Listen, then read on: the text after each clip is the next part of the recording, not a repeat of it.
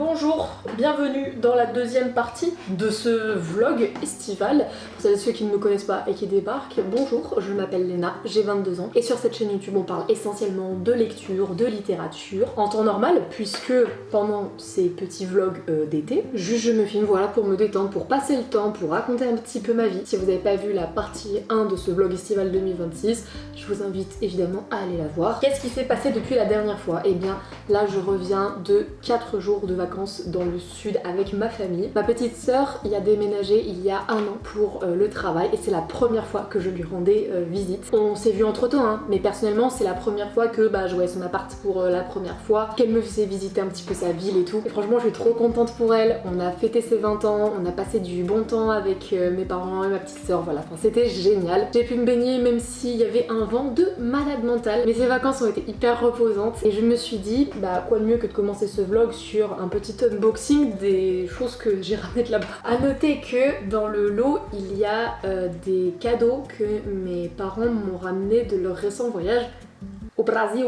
Est-ce que c'est raciste de faire ça? Un tout petit peu. Je suis très contente pour mes parents parce qu'ils ont enfin l'âge de faire ce qu'ils veulent, de voyager et tout, et ça me fait vraiment très plaisir pour eux. Et à chaque fois ils nous ramènent à ma sœur et à moi des petits cadeaux. Et on peut dire qu'on est gâtés. Alors on va commencer par ce que je n'ai pas, ce sont 2 tasses que mon père et ma mère m'ont ramené du Brésil et que je trouve génial. Il y en a une qui est vraiment très kitsch, où on voit genre Rio de Janeiro écrit partout dessus. Elle me fait mourir de rire, j'adore. Et une autre un petit peu plus en poterie, c'est de l'argile je crois.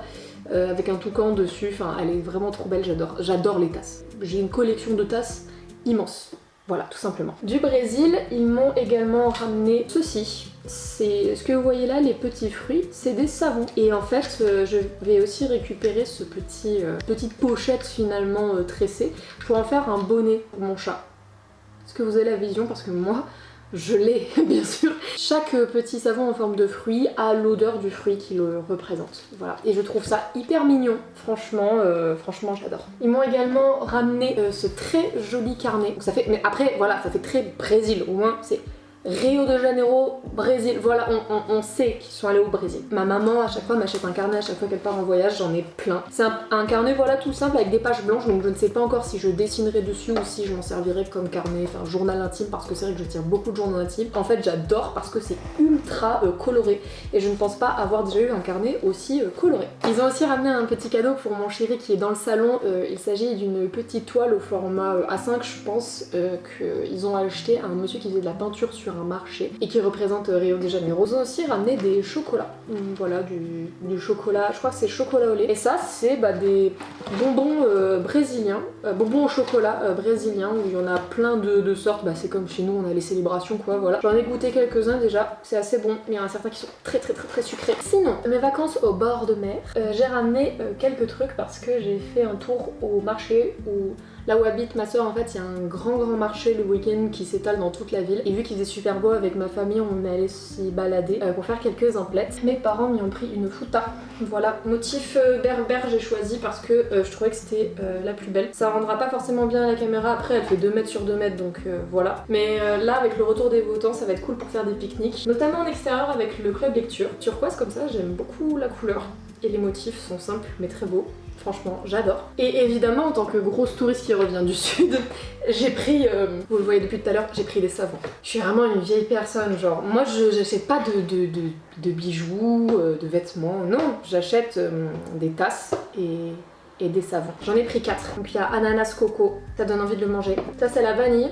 Et vanille soutenue, donc voilà, c'est savon de Marseille basique, bio à l'huile d'olive et ça sent beaucoup trop bon. J'ai aussi pris fruit de la passion, je vais faire ça à chaque savon. Et j'ai pris aussi un autre savon avec le nom de la ville du coup où habite ma soeur. C'est littéralement le nom du savon. Et ça sent la fraîcheur mon gars, mais je sais pas comment décrire, ça sent un peu la mer, le vent frais, je saurais pas comment expliquer, mais ça Ça sent trop bon. Du coup, ma petite sœur est esthéticienne, elle bosse en salon d'esthétique du coup, et ma maman y est allée aussi pour faire des soins et pour en profiter pour voir ma sœur à son travail. Et elle m'a ramené 2 petits cadeaux de l'institut où travaille ma sœur. Donc ça, c'est un nettoyant visage solide. C'est cool parce que moi je cherche de plus en plus des savons, des nettoyants vraiment solides ou avec des produits en tout cas naturels. Je me fais pas une skincare de malade, vraiment j'ai juste une crème hydratante que j'achète à Yves Rocher qui me tient sur 3 mois, que j'applique après m'être lavé le visage le soir avant de dormir. Enfin j'ai cette crème depuis genre 5 ans au moins. Elle fait le taf, c'est exceptionnel. Et elle m'a aussi pris un mascara bleu pétant parce que, comme vous l'avez vu peut-être sur mon dernier vlog, je porte du liner bleu. Et c'est vrai que j'ai un mascara bleu qu'une pote m'a filé, mais le bleu il est pas hyper intense non plus. Donc ma mère, ah ouais donc là, mes influenceuses beauté. Vous voyez bien la couleur, là c'est vraiment du bleu pétant. Après je l'ai pas encore testé, donc voilà, j'espère que ce petit unboxing de vacances vous a plu. Là je ne vais pas tarder à couper la vidéo parce qu'il faut que j'aille garder les pitchouns. Je le rappelle, je fais du babysitting cet été, pas très loin de chez moi, voilà, et 2 fois par semaine. Ça me fait pas un salaire de malade, hein, je gagne même pas 300 € par mois pour ce que je fais, mais j'ai déjà de l'argent de côté, ça me fait un petit taf, j'aime bien parce que j'ai jamais fait de babysitting, ça me permet de rajouter une corde à mon arc, et mon contrat se finit fin juin, peut-être que juillet-août j'essaierai de trouver un autre taf ou d'autres missions de babysitting. Juste avant de couper la séquence, je voulais vous parler de ma lecture en cours qui s'appelle Pleurs blancs, marque sombre. Oui c'est bien ça, parce qu'à chaque fois, je sais pas pourquoi, dans ma tête c'est Pleurs blancs, masque sombre, je sais pas pourquoi. Pleurs blancs, marque sombre de Ruby Ahmad. C'est hyper intéressant. Bon, je sais pas si vous voyez trop, mais mon chat est passé par là et a griffé la couverture. Vos chats aussi, ils font ça, genre ils griffent les livres et tout, c'est insupportable. Bref, les éditions La Meute, voilà, je les reçues en service presse. Les éditions La Meute qui me font vachement confiance et qui m'envoient énormément de leur parution. Là, j'attends d'ailleurs un nouveau service presse de leur part.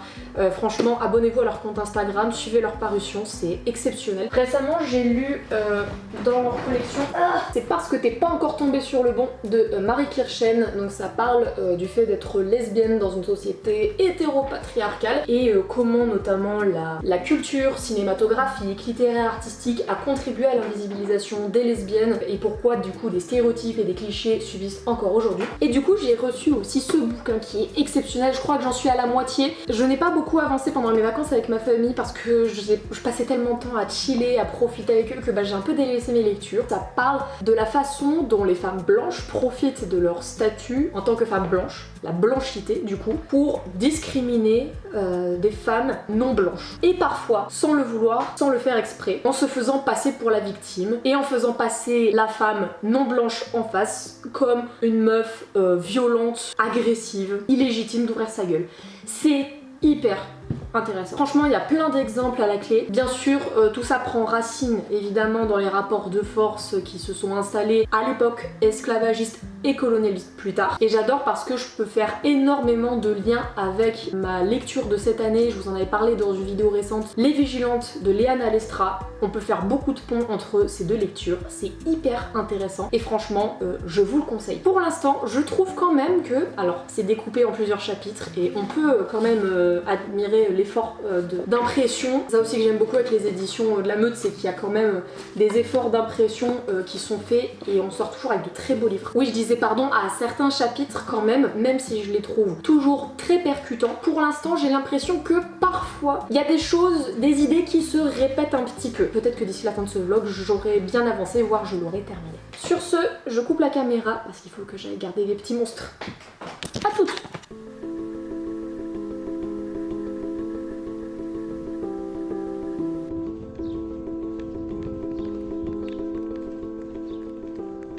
Nous sommes quelques jours plus tard. Je sors d'une opération des dents de sagesse. Je sais, on dirait absolument pas. Je ne suis absolument pas gonflée. Je me suis fait enlever les deux du haut ce matin en anesthésie locale. Je pense qu'on est sur la plus grosse procrastination de ma life. Parce que ça fait 6 ans que j'aurais dû me les faire enlever. J'ai bien attendu qu'elles descendent et qu'elles décalent toutes mes dents de devant là pour me les retirer. Et pourquoi je procrastinais? Parce que j'avais peur de me faire opérer en anesthésie locale tout simplement. Et en fait c'est allé mais super vite. Même si sur la table d'opération j'ai eu une poussée d'adrénaline et je me suis mise à trembler comme une feuille, vraiment, c'était une catastrophe, je pouvais pas m'empêcher de trembler. Toutes celles et ceux qui se sont fait opérer des dents de sagesse pourront vous le dire, le plus chiant c'est l'anesthésie. Mais moi vu qu'elles étaient déjà très bien descendues, je vous jure en 2 minutes c'était plié. C'est un peu chiant parce que les après-midi d'été je sais vraiment pas quoi faire. C'est soit je m'ennuie totalement et je suis vraiment en mode larve activée, soit je suis en mode ok je vais faire ça, non en fait je vais faire ça, non en fait il faudrait que je fasse ça, et au final je finis par rien faire parce que j'arrive pas à me décider. En attendant de me décider, je voulais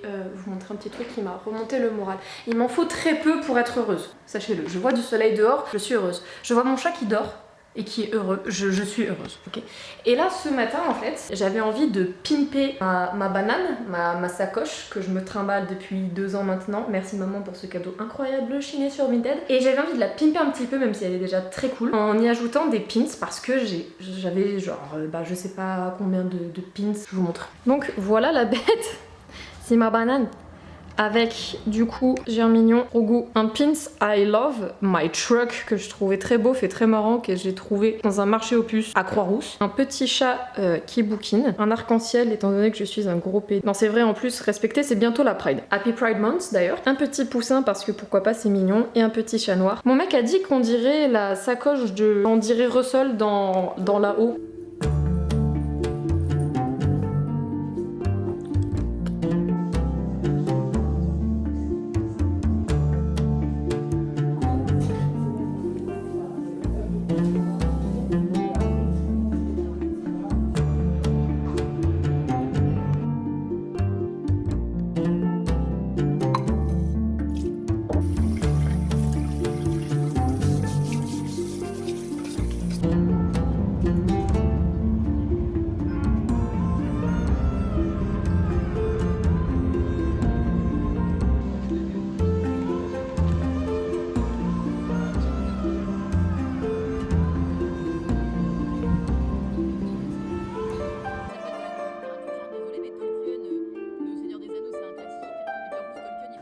Fait une chaleur.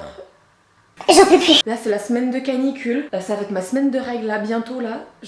Là, oui d'ailleurs j'ai ressorti ce très élégant, c'est un foulard quoi, pour cacher la misère. Hein, parce que c'est bien simple, hein, foulard et cheveux courts, ce n'est absolument pas un bon combo. C'est juste que j'ai les cheveux sales. J'ai décidé de reprendre un petit peu la caméra pour vous filmer un petit changement de bibliothèque. Enfin, réorganisation des étagères de ma bibliothèque que j'ai fait hier soir et je me suis dit putain c'est con, j'ai pas filmé ça. Donc vous êtes un peu loin mais c'est le meilleur plan que j'ai pu trouver, donc vous excuserez mes talents médiocres hein, de cinéaste. Ma bibliothèque surchargée, franchement c'est la même bibliothèque Billy, je crois c'est une Billy d'Ikea que j'ai littéralement depuis mes 12 ou mes 13 ans.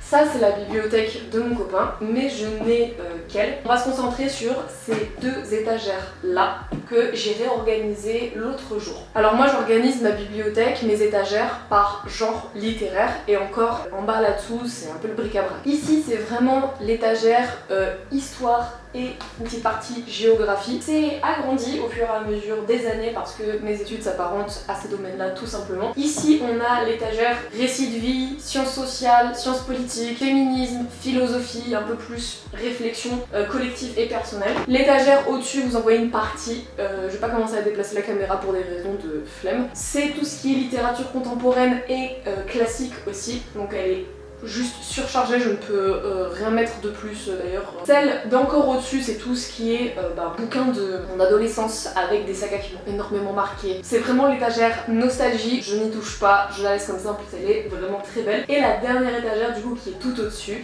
c'est mes beaux livres entre guillemets, mais ça pourrait être juste l'étagère Benjamin Lacombe parce que vous savez peut-être que j'ai une très jolie collection de tous les livres illustrés de Benjamin Lacombe et c'est vraiment la belle étagère quoi. Et du coup on va se concentrer sur celle-ci et celle-là que j'ai vite fait réorganiser l'autre soir. Pourquoi? Parce que j'ai reçu des nouveaux arrivages des éditions La Meute, qui est une maison d'édition féministe, queer, indépendante et qui publie pas mal de récits engagés. Peut-être que vous qui avez des bibliothèques surchargées, vous pouvez en témoigner aussi. Dès que j'ai des nouveaux bouquins dans ma bibliothèque, soit j'arrive à leur trouver une petite place et je n'ai pas tout réorganisé, soit c'est le chantier, voilà. Et en l'occurrence, pour les 5 bouquins que j'avais reçus, un chantier s'imposait. Alors ici dans la partie histoire, il y a pas mal de récits de la Seconde Guerre mondiale et plus particulièrement des récits des familles déportées. J'ai été vachement touchée par les récits d'Anne Frank, Charlotte Delbo, Primo Levi. Je me suis dit mais comment on peut en arriver là en fait, dans la déshumanisation, dans l'horreur. Bref, c'était rangé là et je me suis dit mais c'est complètement con. En fait là c'est vraiment l'étagère genre sciences sociales, féminisme, réflexion collective. Il faudrait mieux le mettre du coup sur l'étagère histoire. Du coup je les ai transvasés ici. J'avais mon book nook qui était là, qui prenait de la place, je l'ai mis ici. Et du coup j'ai réorganisé un peu l'étagère histoire en conséquence. Donc ici on a la collection Folio Histoire de France. Ici on a des livres sur l'histoire coloniale, j'en ai pas tant que ça. Microcosme de Yann Bouvier qu'il faut que je lise parce que j'adore ce mec et ce livre est très très cool. Je me demandez pas pourquoi j'ai autant de livres là sur la période moderne et l'histoire de la royauté en France. Genre, je pense que quand j'étais en prépa, j'adorais cette période. Et même les mémoires de Saint-Simon qui est la plus grosse pétasse de la cour de Louis XIV. Je ne les ai jamais lus. Là du coup on a aussi les grands oubliés de Titu Lecoq, la plus belle histoire des femmes avec Michel Perrault bien sûr. Par là on part plus sur tout ce qui est géographie. J'ai des récits voilà, de maisons d'édition assez engagées sur l'écologie, la biodiversité, le changement climatique. On passe à cet étagère. Et là du coup, ici, putain on dirait que je présente la météo, c'est exceptionnel. Ici on a des récits de vie un peu personnels. Ça peut être des récits fictifs, des récits personnels sur une thématique bien particulière, notamment la santé mentale. Voilà, là c'est l'étagère de gauche. On a aussi des romances queer, lesbiennes principalement. Il faut vraiment que je me mette à lire beaucoup plus de romances queer, parce que je me rends compte que je passe à côté de quelque chose d'exceptionnel sous couvert de les romances, j'aime pas ça. Bah ma belle, c'est peut-être les romances hétéro que t'aimes pas. Ici après on passe vraiment dans la rubrique féminisme. On a Margaret Atwood, Elena Ferrante, la collection de l'amie prodigieuse que j'aime tant. Et ici on a des vieux philosophes mecs. J'ai quand même du Nietzsche, du Rousseau et du Marc Aurèle. Écoutez, à 18 ans je me cherchais, ils sont un peu cachés là pour l'instant. Je n'ai jamais lu Nietzsche, c'est mon ex qui m'avait offert ces bouquins. Est-ce que je les lirai un jour ? Probablement pas, ça finira sûrement dans une boîte à livres, même si ça me fout un peu le seum parce que c'est des bouquins neufs en fait. Et je pense que cette collection, j'espère, de féminisme, de réflexion collective va vite s'agrandir. On croise les doigts. Pourquoi ? Transition. Pourquoi je dis ça? C'est parce qu'en ce moment j'essaie de contacter de plus en plus de maisons d'édition, indépendantes ou non, mais qui sont quand même engagées au niveau du féminisme intersectionnel, de la littérature queer, que ce soit de la fiction ou de la non-fiction en fait, pour en parler sur mon compte Instagram, faire des services presse et pourquoi pas des collaborations rémunérées, parce qu'on a franchi la barre des 5000 abonnés sur mon compte Instagram. Ok, j'ai quand même pas mal de services presse depuis l'année dernière, j'en ai fait une dizaine je dirais, ce qui est pas mal, mais je vois des bookstagrammeuses qui ont beaucoup moins d'abonnés que moi, qui font moins de vues que moi, recevoir des services presse et commencer à faire des collabs rémunérés. Au moment où on me propose pas forcément, du coup je vais essayer d'y aller de moi-même. J'ai aussi remarqué que ma bibliothèque manque énormément de diversité et je me suis rendu compte il y a pas longtemps à quel point elle était composée presque à 80% en fait de mecs ou de meufs blanches, souvent hétéros, qui racontaient un petit peu les mêmes histoires tout le temps. Même surtout au niveau de la littérature contemporaine et classique, on va dire que la prépa m'a pas forcément aidé à diversifier mes sources littéraires, où on lisait toujours un petit peu les mêmes messieurs, les mêmes auteurs. Donc là je suis en train de m'abonner à de plus en plus d'auteurs et d'autrices, de maisons d'édition engagées qui proposent vraiment des écrits nouveaux, avec des regards nouveaux sur le monde, avec des histoires différentes, qui me manquent aussi pour ouvrir mon regard sur le monde, parce que je me proclame féministe de gauche, mais en fait je me rends compte que j'ai quand même une bibliothèque qui regorge quand même d'auteurs et d'autrices dont les noms se répètent pas mal, qui sont essentiellement blancs. Vous allez me dire mais t'as quand même une bonne collection féministe et tout, ça reste quand même du féminisme blanc. Je me faisais la réflexion, je crois que j'ai sincèrement une autrice noire dans ma bibliothèque et c'est Maryse Condé. Voilà, c'est comme si je vous disais j'ai du Aimé Césaire ou du Alexandre Dumas dans ma bibliothèque. Alexandre Dumas j'ai toujours pas lu Les Trois Mousquetaires. Enfin bref, je me suis dit non quand même là, il faut que je fasse cet effort là, parce qu'en plus j'ai la curiosité, c'est pas juste une question morale pour moi, c'est vraiment, j'ai cette curiosité là de diversifier un petit peu plus mes ressources littéraires pour ouvrir mon regard davantage sur le monde littéraire. Donc voilà, je profite de l'été, de mon temps libre actuellement pour me renseigner sur ce genre de questions et ça me plaît beaucoup. Voilà.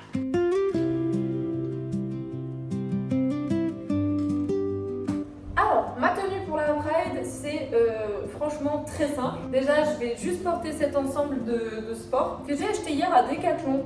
Première fois depuis des années que j'achète un truc à Decathlon, que j'achète des vêtements neufs en fait. En gros, j'en peux plus déjà de mes ins et en plus des soutifs. Donc je me suis dit, il faut que je m'achète juste des brassières, même si celle-ci, j'avoue qu'elle est vachement transparente. Et je me suis pris un short cycliste qui me fait un cul. C'est le confort avant tout, mais quand même, je vais pas y aller avec cette gueule. On va y apporter un peu de style. Je pensais faire un maquillage aux couleurs du drapeau bi. Je voulais bien faire un truc aux couleurs du drapeau gender fluid ou non binaire. J'avais même pensé à faire une pancarte et tout, mais je me connais. Flemme d'aller chercher des cartons et tout. En plus, j'ai pas les bons feutres pour faire des chouettes trucs sur un carton. J'aurais dû passer toute la marche comme ça. La pancarte en l'air, ça m'aurait juste épuisé. On va faire juste un petit maquillage aux couleurs du drapeau bi. Ce sera très bien. Ça va give, vous allez voir.